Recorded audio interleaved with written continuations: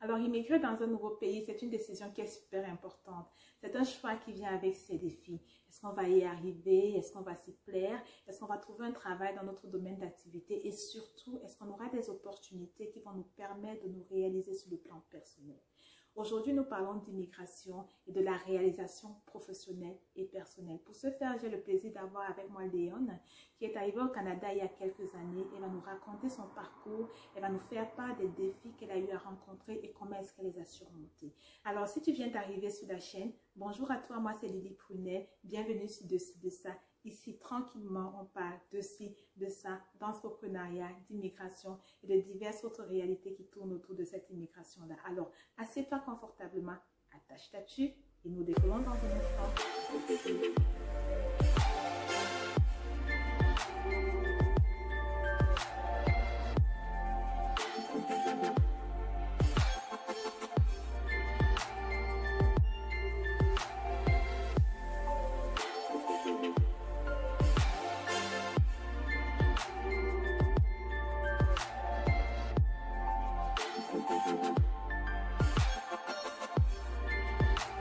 Bonjour Léone. Bonjour, comment vas-tu? Très bien. Ouais. Donc, écoute, merci beaucoup d'avoir de t'être déplacée en fait dans le cadre de cet entretien pour nous parler de ton parcours. Pour la petite histoire, je suis tombée récemment sur un article justement qui parlait de toi, qui décrivait un peu ton parcours. Je l'ai trouvé super intéressant. Je me suis dit, je vais la contacter et je suis super contente de t'avoir aujourd'hui sur la chaîne. Merci beaucoup pour cette opportunité. C'est vrai que quand tu m'as contacté, personne veut s'entretenir avec moi. Oui, c'est ça, parce que comme je dis, ton parcours, c'est vraiment, je trouve qu'au travers de ce qu'on va parler aujourd'hui, c'est le fait de pouvoir se réaliser professionnellement et personnellement dans un contexte d'immigration, c'est quand même quelque chose qui est important, quoi. Donc pour commencer, est-ce que tu voudrais te présenter, nous dire d'où tu viens, quel est ton parcours? Oui, bien sûr. Donc moi c'est Léone, je suis française malgache. Je suis arrivée au Canada en 2009 pour un stage. Et le stage m'a eu. Je ne suis jamais retournée en France après. Enfin, si je suis rentrée un mois pour annoncer à la famille que je repartais. Et puis après, avec mon conjoint, on est venus ensemble en 2009 s'installer officiellement au Canada. C'était toute une aventure, faire accepter à la famille du haut de ta vingtaine, tu sais, tu arrives, après un stage, tu viens chambouler un peu ta vie, on va dire, avec un projet d'immigration. En fait, on a toujours voulu partir. Puis le stage, ça a juste été une révélation en fait que c'était là qu'il fallait le faire. Mais voulu partir, venir au Canada ou alors découvrir autre chose, d'autres horizons. Le Canada, c'était quelque chose qui nous attirait, c'est un pays qui nous attirait déjà beaucoup. Avec mon conjoint, en fait, c'était quelque chose qui l'intéressait aussi. Mais lui, il voyait plus les pays du Nord en Europe. Et moi, j'étais plus, tant qu'à partir, partons en fait. Puis le Canada aussi, il aimait. Donc finalement, on s'est retrouvés tous les deux dans ce projet de vie. Puis ça, on n'a jamais regretté. Mais une fois arrivé, donc vous avez pris la décision, vous vous êtes installé. Comment s'est passée l'intégration? Tu sais, la question de l'intégration, c'est une question que j'aime bien poser parce que c'est incroyable comment l'intégration peut être différente dépendamment de qui la vit, tu vois. Donc toi, à ton niveau, comment est-ce que l'intégration s'est passée? Une fois que vous êtes installé, on va peut-être commencer par le volet social. Est-ce que tu avais déjà des amis dans le cadre de ton stage? Comment ça s'est passé? Est-ce qu'il y a des difficultés? Du coup, oui, c'est ça. Grâce au stage, j'avais pu créer certains liens avec des personnes ici. J'avais même un ami en fait qui était ici aussi pendant que je faisais mon stage. Donc on était souvent ensemble. Puis lui, il avait d'autres groupes d'amis aussi. Donc ça m'a permis socialement d'être entourée pendant mon stage et aussi lorsque je suis revenue avec mon conjoint. La seule chose, je te dirais, lorsque on est venu s'installer avec mon conjoint, on s'est rapproché beaucoup de Français. Ça a vraiment été un cercle de Français. peut-être parce que finalement, lorsque tu arrives quelque part, la communauté, exactement, la communauté, tu vas vers ce que tu connais, vers les personnes qui ont les mêmes références, parce que mine de rien, quand tu es à table avec des personnes, parler de la même chose aide en fait finalement à socialiser. Donc on a créé notre petit groupe, on va dire, de Français, de petite communauté de Français en arrivant, puis on a cherché quand même aussi à être amis avec des Québécois. Et être ami avec des Québécois, ça passait du coup par le travail. Et ça a été un peu plus compliqué. Mais justement, là, tu abordes déjà le côté de l'intégration professionnelle. Est-ce que ton stage à toi a débouché directement sur un emploi ou alors est-ce que tu as eu des difficultés à t'intégrer professionnellement En fait, lorsque je suis revenue, j'ai mis le stage, j'ai finalisé mon stage, puis après j'ai vraiment cherché un autre emploi. Dans ton domaine? Dans mon domaine, mais c'est là où finalement, au niveau réalité tchèque, j'ai peut-être voulu aller trop vite. Je suis arrivée avec un peu ce principe de j'ai des diplômes, je vais trouver un emploi et je veux un emploi en fait dans mon domaine, je veux pas autre chose. Sauf que finalement, on va regarder ton CV, oui tu as fait un stage, mais tu viens de sortir de l'école. Oui, c'est ça. L'expérience. Oui, exactement. Donc je me suis un peu, on va dire, prise un mur par rapport à ça, où finalement j'avais beaucoup d'attentes par rapport à cette immigration. Finalement j'avais cette idée du Canada, de Montréal, où tout était possible. Puis là finalement, même si j'avais des diplômes, non en fait, tu dois commencer quelque part. Peut-être que ça aurait été la même chose en France, je sais pas.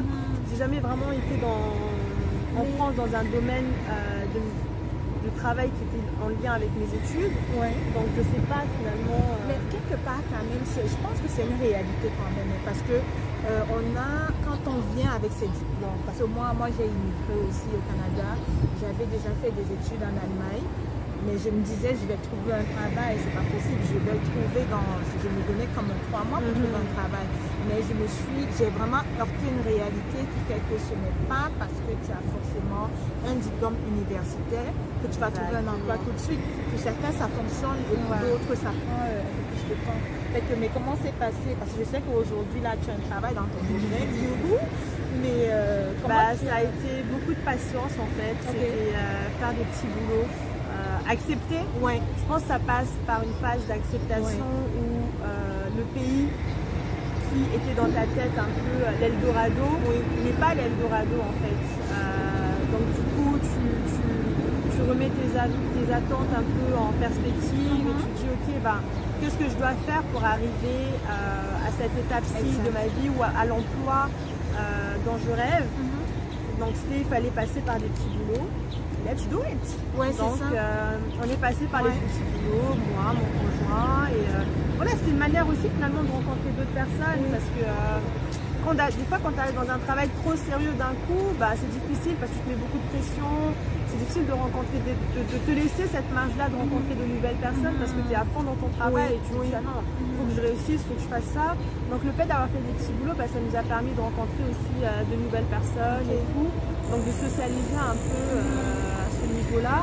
Donc ça c'était vraiment cool, je dirais, par rapport à notre intégration sociale, de passer par des petits boulots pour ensuite arriver à des boulots, on va dire, un peu plus sérieux en termes de charge de travail et d'attente aussi professionnelle.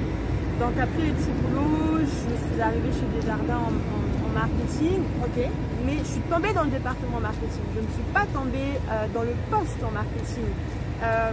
Et là encore, il faut faire son petit Exactement, il fallait faire ses preuves et tout, mais je suis vraiment tombée sur les bonnes personnes, parce que je pense que ça, c'est une fois que tu mets le pied, après c'est à toi vraiment de naviguer, de faire ton petit bout de chemin, et c'est ce qui s'est passé en fait en créant les bonnes alliances, en parlant aux bonnes personnes dans la boîte.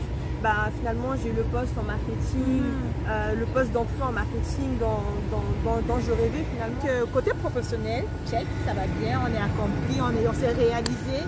Maintenant, il y a 1 an de cela, tu as réalisé un projet aussi personnel. Tu as créé LPX Créa en partenariat avec ta sœur qui elle vit en France. Voilà. Est-ce que tu peux nous parler un peu de cette aventure-là, comment est-ce que le projet est né, qu'est-ce qui vous a... quelle est l'histoire derrière justement LTX Créa. Oh mon Dieu, je vais y arriver. LTX Créa. Voilà. Oui, avec ma sœur Virginia, donc, qui est en France, on a lancé LTX Créa il y a 1 an et demi maintenant. Et c'est une belle aventure. Tu sais, quand tu as toujours rêvé d'avoir ton petit bébé. Ouais. J'ai mon petit bébé, c'est vrai. Mais d'avoir ce petit bébé en fait professionnel et de te dire bah tu es ton propre chef. C'est toi qui prends les décisions, c'est toi qui fais marcher les choses, qui fait avancer. Si tu ne fais rien, bah, ça stagne. C'est un bonheur en fait. C'est pas rigolo tous les jours, mais c'est quelque chose où finalement tu t'accomplis. Et avec ma sœur, on est tellement fiers en fait rien que déjà de s'être lancé. Je pense que c'était l'étape la plus importante, se lancer, parce que des idées tu en as. Ouais. On en a plein avec ma sœur. Et au bout d'un moment, ce qui nous manquait, c'était vraiment passer cette étape-là et se dire là, il faut y aller, faut qu'on arrête de toujours remettre à demain. Puis on s'est lancé et voilà, LTX Créa est là avec Covid. Ça nous a encore plus permis finalement de gagner en visibilité. Ça n'a pas été facile, je dirais, la distance avec ma sœur, de ne pas être sur le même fuseau horaire. Mais ça a été aussi notre force dans le sens où elle est en France, moi je suis au Canada. Ça nous permet de couvrir d'autres territoires, des clientèles un peu différentes aussi, parce que c'est pas forcément les mêmes attentes. Et en France, il y a quand même encore plus de concurrence par rapport un peu à la manière dont on s'est positionné en utilisant les tissus africains. Pour la mise en contexte, on va LTX Créa, donc c'est vous confectionnez des accessoires faits à la main avec du tissu africain. Exactement, en fait, oui, c'est ça, on fait des accessoires, ça va des accessoires de tête, des bandeaux, des foulards, des head wraps, on fait aussi des tote bags, des sacs, des masques aussi récemment avec ce qui s'est passé, avec ce qui se passe avec Covid. Puis on a plein d'autres projets pour la suite aussi. On va voir vraiment comment ça va évoluer. Puis en fait on s'est dit on aime le wax, on aime tout ce qui est ethnique. Puis le wax c'est ce qu'on connaissait aussi, donc on s'est dit commençons par une collection en wax, mais on n'est pas du tout fermé finalement à tout ce qui est ethnique d'ailleurs. Et on peut aussi s'inspirer de ça parce qu'il y a plein d'autres continents avec des jolis tissus. Mais c'est vraiment bien parce que si on revient un peu dans un contexte d'immigration, parfois quand on vient, c'est-à-dire le focus c'est il faut que je m'intègre. Je dois m'intégrer socialement, je dois m'intégrer professionnellement. Et parfois les rêves qu'on a se meurent un peu, c'est-à-dire ça passe un peu parfois à la trappe. Et le temps passe, mais dans ton cas, vous avez quand même su comme garder le cap et côté professionnel, la réalisation, c'est bon, mais aussi c'est important à la fin de la journée, créer quand même, c'est-à-dire réaliser donc, le rêve qu'on a depuis un moment. Oui, puis je pense que finalement au Canada, le fait c'est un pays où il y a quand même beaucoup d'entrepreneurs, où les gens n'ont pas peur de se lancer. Et ils se lancent dans tout. Et t'as tout en fait. T'as différents types d'entrepreneurs, différents types de projets. Puis et je pense que c'est aussi la volonté d'avoir quelque chose qui est à nous. Et éventuellement plus tard de travailler que pour toi en fait. Parce que personnellement, moi mon 9 à 5, c'est quelque chose qui est là pour nourrir mes projets, pour nourrir mes voyages. C'est pas quelque chose sur lequel c'est pas la finalité de ma vie, c'est pas mon objectif final de travailler pour quelqu'un. Mon objectif final c'est d'être moi, être flexible, avoir mes propres horaires, avoir ma boîte, mes boîtes, et de pouvoir redonner aussi, embaucher d'autres personnes. On en vient à ce point de redonner. Dans justement l'article que j'ai lu, il on faisait allusion à redonner aux nouvelles arrivantes. Et je crois que c'est une vision aussi de ton entreprise, c'est de redonner un peu ce que toi tu n'as pas eu au départ, de le redonner aux nouvelles arrivantes. Est-ce que tu peux nous parler un peu de ce projet-là? Oui, donc avec ma soeur, on a ce projet-là de redonner aux femmes. C'est quelque chose qui nous tient beaucoup à cœur, dans le sens où LT Express est en train de grossir. On ne peut pas faire tout nous-mêmes. Et dans ce contexte où on ne peut pas tout faire nous-mêmes, on est en train de se dire comment est-ce que finalement redonner, mais aussi nous décharger en même temps, parce que si on veut grossir, on ne peut pas être derrière la machine à coudre, et il faut qu'on priorise ce que nous on peut faire et ce que les autres peuvent nous donner comme coup de main. Donc on est vraiment en train de réfléchir à la formule, parce que ma soeur, comme je te dis, elle est en France, moi je suis au Canada.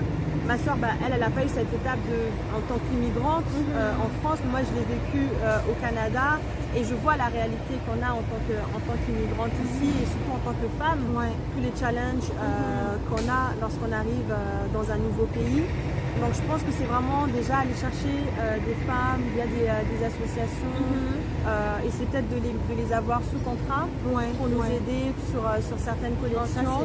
Et ça va leur permettre d'avoir la fameuse expérience canadienne. Oui, ça, parce que des fois on t'arrive, on te regarde avec des gros yeux, oui, mais t'as pas travaillé ici, t'es qui, on te connaît pas, t'as pas de référence.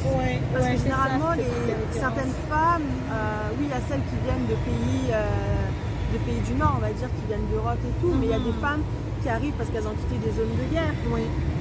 C'est qui leur référence? C'est ça.